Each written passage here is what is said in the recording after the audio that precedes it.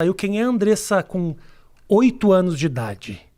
Nossa, 8 anos de idade, eu recém tinha saído de um abuso sexual, porque minha mãe me deu quando criança, eu vim da cidade de Ijuí, interior do Rio Grande do Sul. Meu pai é descendente de alemão, olho claro, e eu nasci muito escurinha. Aí quando eu nasci, meu pai disse que eu não era filha dele.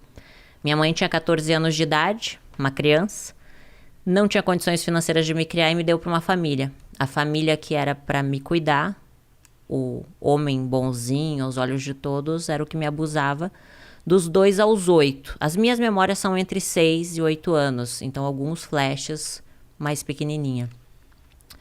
Nesse período, eu sofria muito já, porque quando a gente é abusada, a gente não está entendendo o que está acontecendo, até porque existiam ameaças da parte dele na época, se eu contasse para alguém. Fui contar para minha mãe só aos 21 anos, em uma crise onde eu culpei ela. Então tinha muita mágoa da minha mãe, muita mágoa do meu pai. Aos 8 anos, a minha mãe de criação viu esse homem me abusando. E eu amava muito ela, era uma professora de português lá em Juí. E ela cuidava com muito amor de mim, sabe? Eu via nela uma mãe, só que ela não poderia continuar me mantendo lá por causa dos abusos dele, porque ela viu e me devolveu para minha mãe, só que não contou nada para ela. Antigamente as pessoas ficavam casadas, né? Não se separavam por nada, então ela não poderia se separar daquele homem porque ela tinha construído uma vida com ele. Você tinha noção disso naquele momento? Não, naquele momento não, né? Eu era uma criança que tinha que me separar da mãe que eu amava, que era minha mãe de criação, pra finalmente morar com a minha mãe. Só que minha mãe era uma criança. Eu acredito, Rafa, hoje, que a pessoa não pode dar o que ela nunca recebeu. Se tu não recebeu amor, tu não sabe dar amor. Então, a vida dela foi um pouco assim foi também? Um pouco, eu não vou expor muito ela, né? Okay. Mas ela passou por muitos problemas também.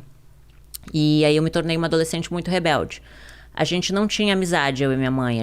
Ela brigava muito comigo, me batia muito. Então, aos 11 anos, eu comecei a fumar cigarro, beber, colocava piercing para chamar atenção. Até eu tenho a sobrancelha rasgada aqui, porque eu mesma furei a minha própria sobrancelha na frente do espelho. Botei um brinco gigante, porque eu já queria chamar atenção.